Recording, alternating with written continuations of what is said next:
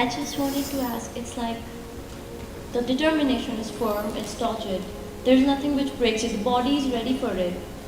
But sometimes an incomplete longing from past, the confrontation of that, makes that moment very painful. It does not waver. It does not waver what has to be done. That moment becomes extremely painful. There is acknowledgement that it's foolish, it's meaningless, yet it's painful.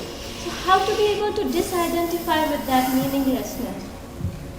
The difference between you and an earthworm, which is right here beneath you right now, is just that you can remember almost your entire life,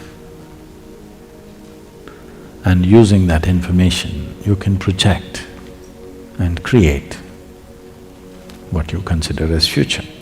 What you and almost every human being is suffering is what is causing pain to them, what is their misery, what is their suffering is just this.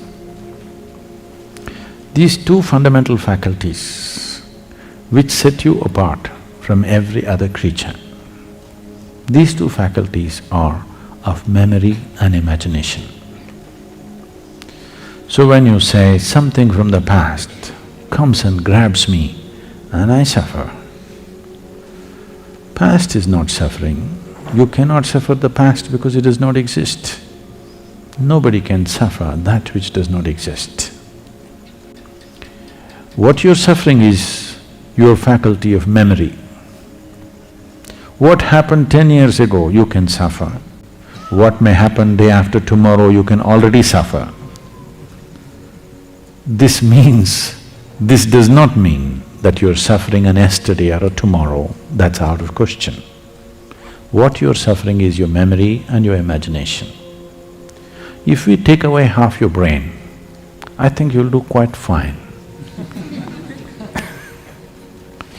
What you're asking for is an evolutionary downgrade.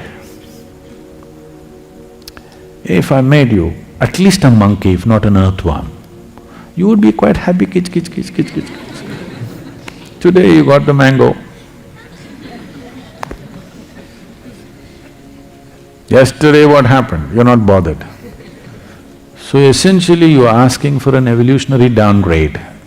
Tell me how much we need to turn you back, accordingly that much of your brain will have removed. We have doctors in the ashram, you know.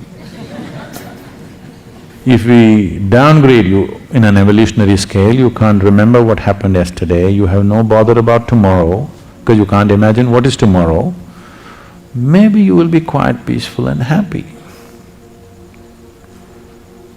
But what's the point? You have definitely removed a problem, but you have removed all possibilities. That's a crime. Isn't it a crime? You took away all possibilities. That's a crime, isn't it? So, this is all human beings are suffering. They're suffering their memory, they're suffering their imagination, nothing else. You heard the ghost story? You must have. Yes. So don't fight with your own ghosts, because they're your ghosts, at least enjoy the horror movie. These all ghosts made up in your mind, at least learn to enjoy them. When you remember something melancholic, feel like a Shakespeare, that you're writing a tragic drama, enjoy it. We've enjoyed Shakespeare, haven't we? Not everything is good about it, nothing good happened to anybody there. Oh, Sadhguru, that was somebody else, I enjoyed it so much, this is me. That is my yoga, so that you don't know which is me and which is somebody else. Union means just that. You don't know which is me and which is somebody.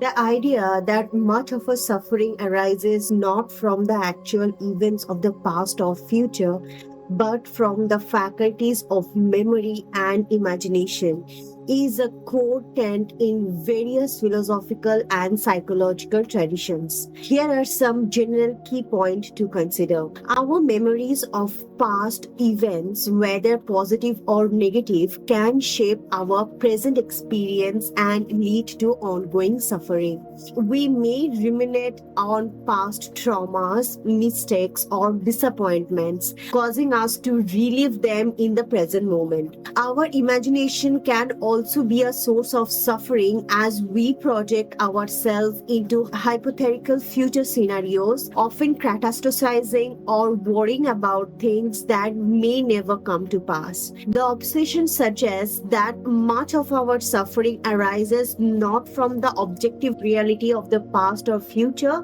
but from our attachment of the mental constructions we create about them. We may become overly identified with our thoughts, feelings, and interpretations rather than being present with the actual experience. Practices like mindfulness and living in the present moment can help us become less entangled with the facilities of memories and imagination and more grounded in the direct experience of the here and now. By cultivating presence and non-attachment, we may able to reduce the suffering caused by our own mental processes. This perspective highlights the importance of understanding the role of our own cognitive and emotional faculties in shaping our experiences of suffering.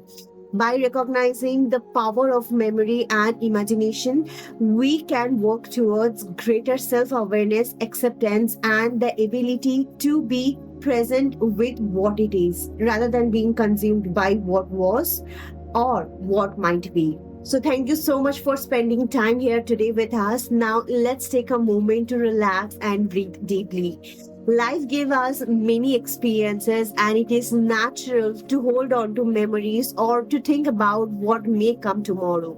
But if we were honest, much of what brings us stress comes from our own thoughts and not the actual events by themselves. It is our mind playing over what has been and imagining what might be, sometimes turning our life into endless replay or a projection of what if. But imagining if we could simply observe this thought like waves on the soul coming and going without getting swept away. By giving ourselves permission to be here in this moment, we can feel a sense of calm and control. We are not erasing the past or avoiding the future. We are just making space for ourselves to truly live right now. So, as you go about your days, remember to pause every now and then, especially when your mind gets busy with memories and possibilities. Just a few breaths, a short pause, and you will see how this simple act of awareness can bring so much peace into your life. Thank you for being here today, and I hope you carry this calmness with you in the future. We will see you tomorrow. Until then, please take care. Namaskaram.